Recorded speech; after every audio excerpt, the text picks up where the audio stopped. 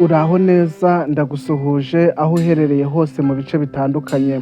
Uyu munsi tugiye kureba ku ijambo rivuga ngo Imana yacu irera. Imana yacu ni iyera kandi Imana yacu yarabonetse mu isi no mu ijuru. Abantu barayisingiza, abantu barayivuga, abantu barayiramya amanywa n'ijoro, ndetse n'ibizima byo mu ijuru bihora biyiramya bidasiba. Imana yacu rero irakomeye kandi ibyo ivuga byose irabikora. Nkubwira ngo ntabwo uzasubira mu mubabaro wawe, umunsi uzahura n'Imana agahinda kawe bya bindi uhoramo bikubabaza, ibyo byose bizaba birangiye. Turebe ijambo ry'Imana dusanga mu gitabo cy'umuhanuzi Habakuki ibice 3 n'umurongo wa 3, haranditse ngo Imana yacu, Imana yaje iturutse i Temani, ni iyera iturutse ku musozi Parani. Ubwiza bwayo bwakwiriye ijuru, kandi isi yuzuye gusingizwa kwayo. Imana itugirire neza. Rero ahangaha ijambo ry'Imana ritubwiye ko Imana yacu ari iyera, kandi ubwiza bwayo ngo bukwiriye ijuru, kandi isi yuzuye gusingizwa kwayo. Mu isi barayisingiza ndetse no mu ijuru nuko. Imana itugirire neza. Iyo Mana rero irakomeye, iyo Mana irera, iyo Mana ivuga ijambo kandi ikarikora.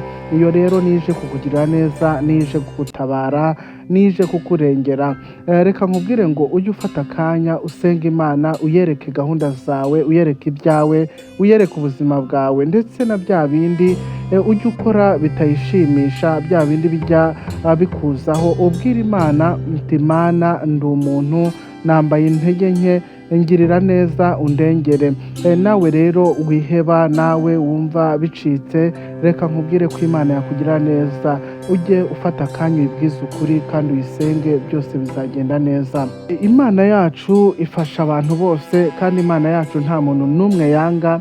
Imana yacu abantu bose batuye mu isi bakwiriye kuyumvira, bakwiriye kuyikunda, kandi ni ngombwa kuko Imana yacu irera, kandi Imana yacu itegeka ibyaremwe byose, ibiri mu isi ndetse n'ibiri mu ijuru, byose irabigenga. Iraje rero kugutabara, ije kugukura mu mibabaro yawe. Nawe ubona byanze, nawe ubona mu mutima wawe bitameze neza, Imana ije kukugirira neza, Imana irakwibutse, Imana ije kugutabara. Imana yacu rero ni iyera, Imana yacu yaturutse ku musozi wera, kandi ibiri mu isi byose birayiramya, n'ibiri mu ijuru byose birayiramya.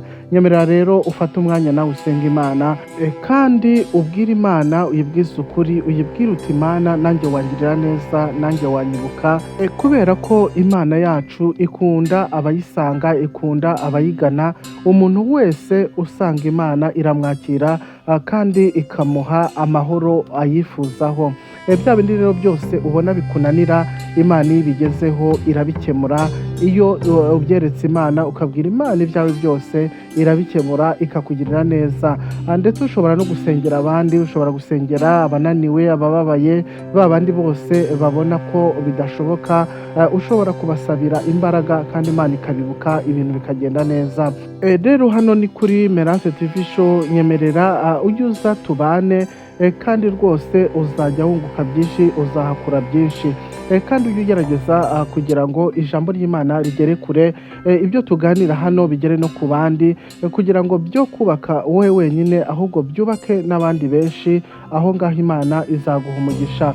Nyemerera ngushimire rero nkubwire ngo n'ubundi wakoze gufata umwanya ukankurikira, nkwibutsa gukanda subscribe, like, share ndetse na comment, kugira ngo uzajye ubona ikiganiro nshyizeho ku gihe, ukibone mu ba mbere. Wakoze rero, turasubira mu kindi kiganiro.